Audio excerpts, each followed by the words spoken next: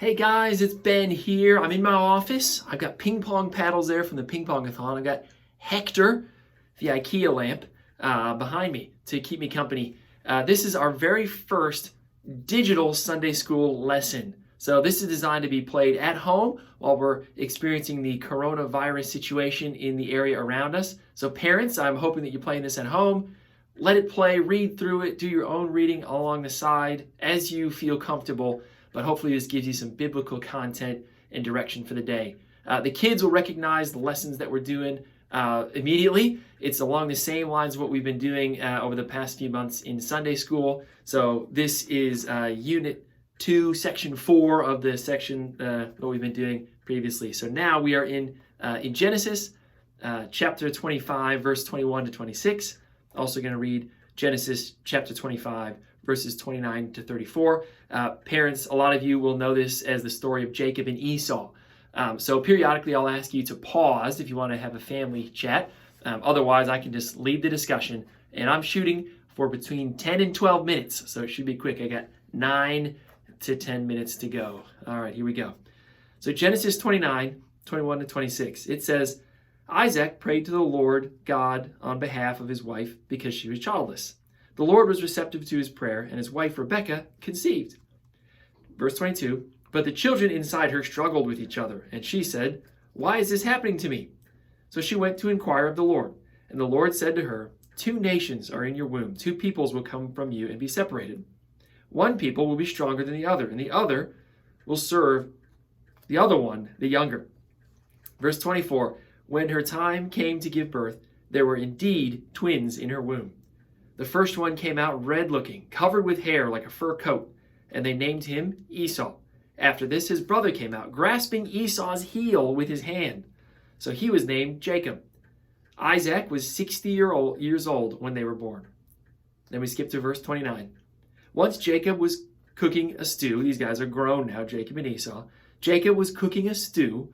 Esau came in from the field, exhausted. Esau was a great hunter, by the way. He said to Jacob, oh, let me eat some of that red stuff because I'm exhausted. That is why he is also named Edom. Jacob replied, first, sell me your birthright. Verse 32, look, said Esau, I'm about to die. Basically, I'm so hungry, I'm about to die. I'm about to die.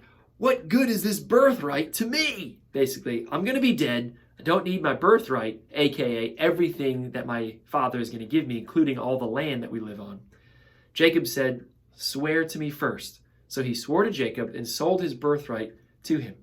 Then Jacob gave bread and lentil stew to Esau. He ate, drank, got up, and went away. So Esau despised his own birthright. Now, question for you guys to handle, and I'm hoping you'll pause after this to ask your kids. Have you ever made a decision based on something silly? Have you ever done like rock, paper, scissors, shoot? Rock, paper, scissors, shoot. And made a decision that is a big decision on something silly. I know when I was growing up, we had those little magic balls you could roll, and the magic ball would say like, unlikely, or definitely not, or unclear, and people would make decisions based on these silly magic 8 balls, I think they were called. Well, that's not a good idea if you're doing any of those. Because the decision is so big, it needs to be prayed about. You need to seek God for that decision so you can make the right decision in the end. So, question for you to discuss or think about. Why do you think Esau was so quick to trade his birthright, something important, for something so unimportant?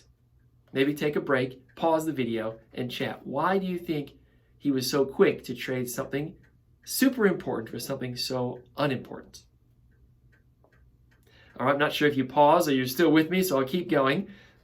Second question, have you ever done that? I know that I have, and possibly even for the same reasons. If I'm really hungry, I've traded my character and the way that I treat my brothers and sisters growing up because I'm super hungry. So I might yell at them and do something that I'm embarrassed about later because I'm super hungry. I let my hunger control me. And parents, you'll probably resonate with this one a bit more. Even right now, we've got parents making some bad decisions in grocery stores. They're trading their integrity. They're setting a bad example for their kids in the way that they behave in a grocery store. Some of them are stealing toilet paper. This is a thing. They're stealing hand sanitizer, and they're creating panic online. They're trading trust in God. They're trading integrity to wash their hands to make sure that they don't get coronavirus. And it's not a good trade. It's a short-term trade. It teaches the wrong lesson, and usually that ends up really bad. So let's not do that when we're making big decisions. All right, moving through this teaching plan, there's some big implications from the story of Jacob and Esau. One of them is to do with birthright. Families, you can talk about whether the firstborn is significant today or not. In Bible times, it was very significant, and the firstborn was often the most respected in the family of the children. And normally that firstborn got the inheritance, the birthright, which is what was supposed to go to Esau. Interestingly, in this text, it mentions that Esau was extremely hairy. He had hair all over him, face, arms, back, legs, the whole thing. He was like a bear in human form. And then it says Jacob was not as hairy. He was a good cook. He was more of a homemaker, a homebody, and not a good hunter. So you had Esau, hairy, and it actually says that he was smelly, hairy, good hunter, and the firstborn, birthright guy. Then you had Jacob, who smooth-faced, a bit of a liar and a deceiver. His name actually means liar, and also wasn't a good hunter. He was a cook. But his mom, he was literally a mama's boy. His mom loved him the most for whatever reason. So, question for you to discuss. Maybe take 2-3 minutes to discuss this one as a family.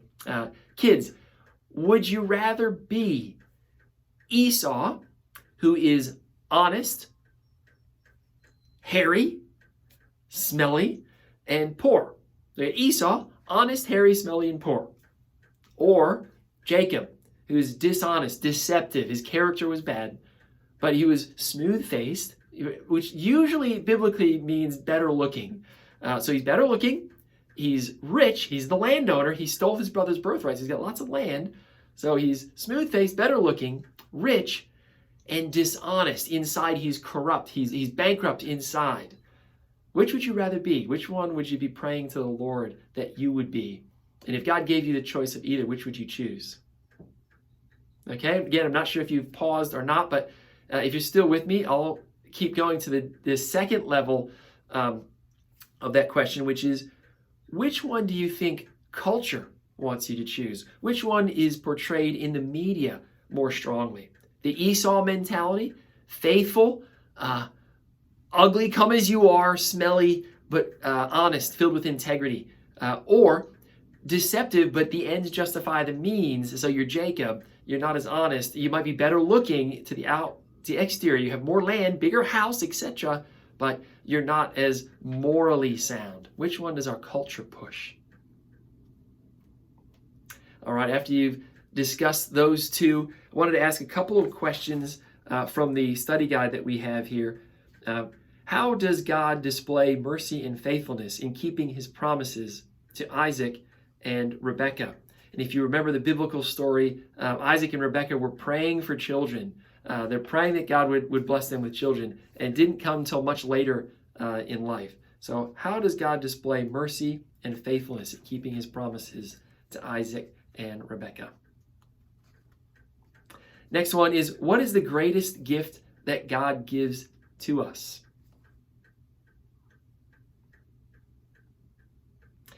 Next question I want you to think about is, how does God's faithfulness lead to a deeper trust in him?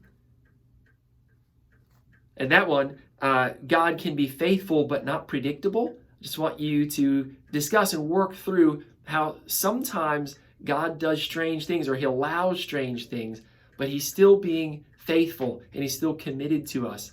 And if you read to the end of this story, which we haven't done today, but parents, maybe that's extended reading for you with your kids, is how does God end up being faithful to both Jacob and Esau in this story as it progresses, despite what they've done? Last question, what parts of Jacob and Esau's story shed light on our own character when it comes to making decisions? And that one I think is really relevant to us today. And maybe as a family, you could spend a little bit of time digesting that. What parts of you are like Esau and what parts of you are like Jacob? And how do we, the Bible says that we're supposed to be in the world and not of it. How do we push against the world a little bit? How do we balance the way God made us, which is imperfect? We each have gifts and abilities, with what the world wants us to value and what we often value in our hearts. And how do we push against situations that they push us one way or the other, especially if it pushes us away from God? Sometimes that happens even right now as we're dealing with coronavirus and that scare and the way that people are behaving online towards each other, in the grocery stores towards each other, and where they get their faith and what is their rock in this time, which is really revealing. When people are put under stress, how do you act and where do you go to be filled up?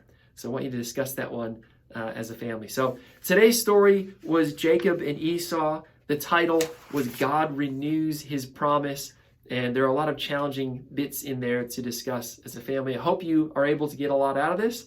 And I hope it gives you something to do. I know that parents are somewhat anxious about the coming couple of weeks when schools are out, but maybe this can launch into a Bible study through the Old Testament. And we're going to post one of these each week. So I hope, parents, that you'll join in and you'll engage with your kids. And feel free to email me, ben@gvf.church, if you've got comments, concerns, you want more depth or less depth, or if you have other suggestions for us at how to engage your kids in this time. Love you guys. Hope you're having a great day, and God bless. See ya.